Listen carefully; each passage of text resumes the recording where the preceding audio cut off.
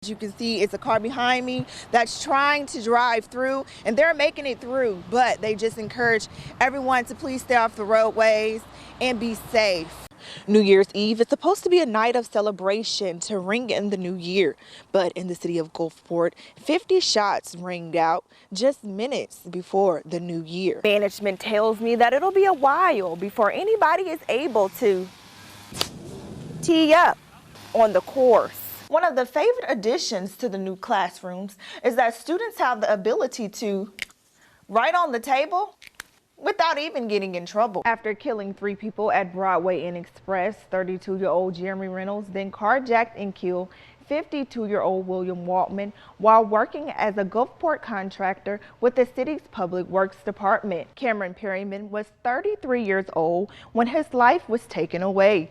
1 year and 14 days later, the Perryman family is still searching for answers and seeking justice for their loved one. At around 9:27 in the morning, the Gulfport Police Department responded to the area of Magnolia Avenue and Rio Grande Street where 32-year-old Jeremy Reynolds carjacked, shot, and killed 52-year-old William Waltman, a public works contractor with the city of Gulfport. After killing Waltman, which was his 4th victim, he stole the city of Gulfport car and led police on a high-speed chase. I'm near the road, and honestly, I see this car just like he could have hit me how close he was, and I was like, man, but that just like it shook me for a moment, like, man, this is really a high-speed chase really going on. After police tracked down the stolen vehicle, they tried to apprehend Reynolds, but he ran into Canal Grocery, a nearby convenience store. 2 employees escaped the store. That's when Reynolds barricaded himself inside. Percy Robinson, a witness, was on Facebook Live filming the entire incident and says it was shocking to see. I stopped by and speak, and that's all, but I come here on the regular, and for this to happen like this is kind of crazy. Police tried to contact Reynolds in the store, but there was no response. They deployed tear gas after about 30 minutes and entered the store about 2 hours after the tear gas was used. 5 cans, all that pop that you heard, that was them gas cans. His man still ain't out of there yet. We attempted several times to make contact. There was never any response from inside. Once he ran into the store, they heard some noises from inside, but he never spoke to us. When police finally entered the store, Reynolds was found dead. Witnesses say this is something that has never happened in the area. That is real scary, and I don't know what's on his mind. You don't really see this a lot here. You hear about it, but you don't really see it, and it really kind of just woke me up, like, you know what I'm saying, like, this is the world that we live in today, like, this is what's actually going on. In Gulfport, Janae Jordan, News 25. On May 3rd, 3-month-old LaMelo Parker was shot and killed along Interstate 10 during a shootout between law enforcement and the infant's father. An autopsy determined the baby died of a single gunshot wound. Jeremy Parker, LaMelo Parker's uncle, was at work when he received the call that his nephew had been killed. That was the worst day of my life to see my people like that. 4 months later, the Parker family and the community are still mourning the infant's death and are left with many unanswered questions. To get the attention of law enforcement, they took to the steps of Gulfport Police Department demanding answers. We will hold police accountable for what happened. We've gotten no information on the results of the ballistic study that's reportedly been done. We have no idea about the status of the investigation. We pay the salaries for these police officers, and so that information should be made available to the public at this point. The Parker family and the organization say that they want transparency with the police department.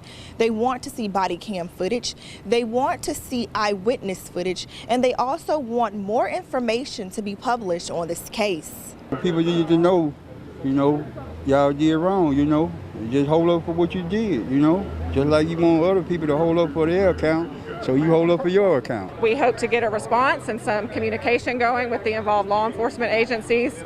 Gulfport Police, Mississippi Highway Patrol state troopers, and Harrison County Sheriff deputies were involved in the final moments on Interstate 10. Biloxi police are currently handling the ongoing investigation. We just need answers, No justice, no peace. In Gulfport, Janae Jordan, News 25.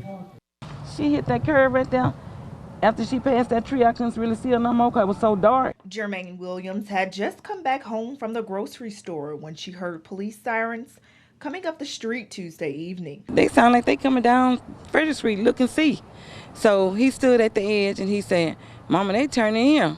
So I came in the yard and stood by the mailbox and watched the little lady drive her little car. According to the Moss Point Police Department, the lady known to many in the neighborhood as Deb drove to her home, got out the car, and began walking down the street holding a gun. She stopped right across the street from the Williams home. I said, "Deb, please put the gun down." She said, "No." She put it in her mouth. We started screaming. I said, "Deb, it can't be that bad. Please, please." As residents pleaded for her to put the gun down, she continued walking down Eastwood Drive and then turned onto Meadowwood Drive. Williams says that's when things started to escalate. According to police, the woman suddenly moved the gun away from her head and pointed it directly at officers. By the time she got to that curve down there, it was 7 of them. And when she got in that dark spot in front of that house down there, they lit her up. And it was not no 5 shots. It was about 15 rounds went off. 7-year-old Bella Seal has had a tough road. She was born January 2014 premature and has been on dialysis since she was 2 days old. Now Bella is dealing with stage 5 kidney failure and having to undergo dialysis 14 hours a day. To help get Bella in the holiday spirit, Mississippi Heroes surprised Bella and honored her mother.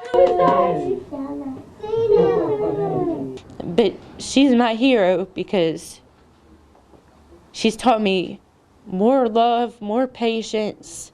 Bella's mother, Desiree Seal, nominated her daughter to be honored as a Mississippi Hero, not knowing she would also be recognized for all her hard work as a caregiver. Those that take care of these precious ones. So this is for you. Thank you. But we like to recognize them for everything that they do every day.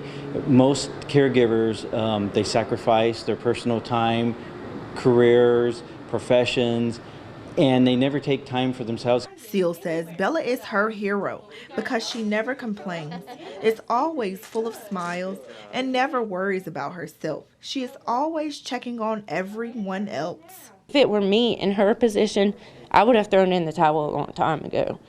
I mean, there's no way that I could go through the things that she's been through. One of Bella's wishes was to meet Santa, and not only did she get to meet him, she also received tons of gifts. I got a little books and a countdown. Seal says although Bella still has a long way to go, it's days like this that make it all worth it. Something special always happens that makes it better. I had the best Christmas ever I had. In Gulfport, Janae Jordan, News 25.